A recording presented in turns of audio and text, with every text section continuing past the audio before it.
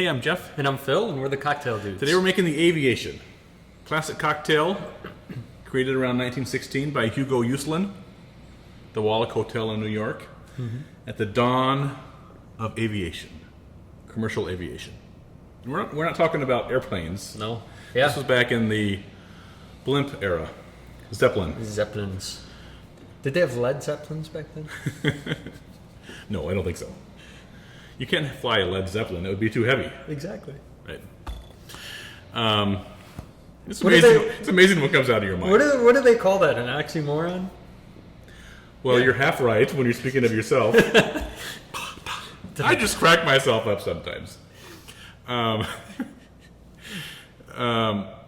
yeah, it wasn't until the 20s when people started traveling commercially on airplanes, right? Mm-hmm. And it was the advent of the Douglas DC-3 and the Boeing 247 that put air travel profitable in the 1930s on an airplane. Do you remember the first time you were on an airplane? Yeah, actually, I didn't ride in an airplane until college.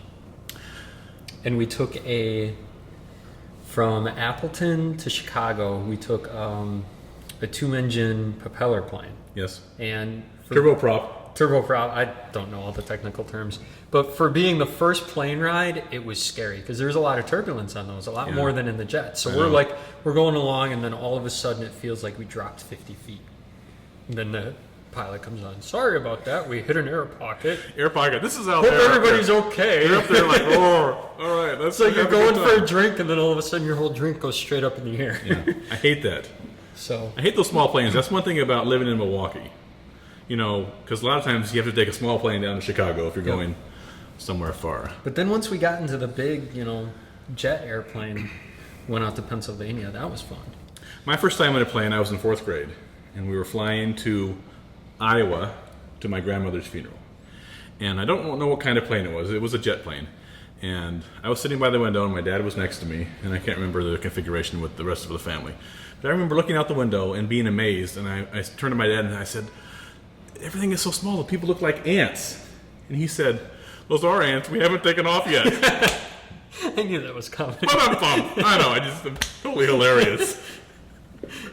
You can use that if you want. I'll no charge. Use that one. All right, so let's just make this. Yeah. All right. It's we use gin, and we prefer the Plymouth gin in this drink. Luxardo maraschino liqueur, some crème de violette. This might be the toughest thing to find. We have to go to the liquor store for it. You won't find that at your grocery store. And then lemon juice. All right. We're going to start with 3 ounces of gin. I should have been a comedian. You should have. I should not have. Comedians work at, they start working at 11 p.m. I'm already in bed an hour and a half at that point. All right, you got 3? Yep. Okay, we're going to do 3/4 of an ounce of the Luxardo maraschino liqueur. Yeah, you can't go straight on just getting your own show. You got to do the whole stand-up bit. Yeah, see, I wouldn't like that. I have to go straight to Letterman or Leno.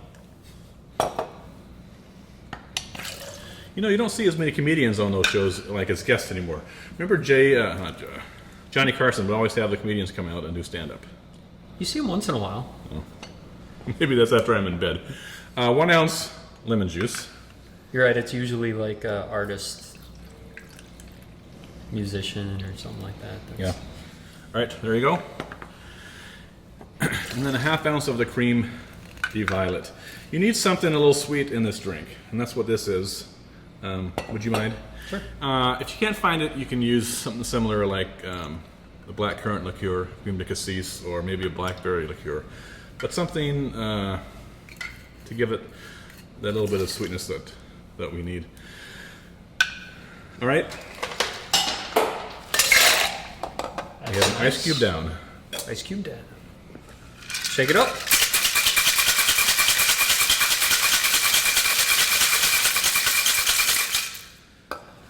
And pour it into our coupe glass, also called a saucer glass.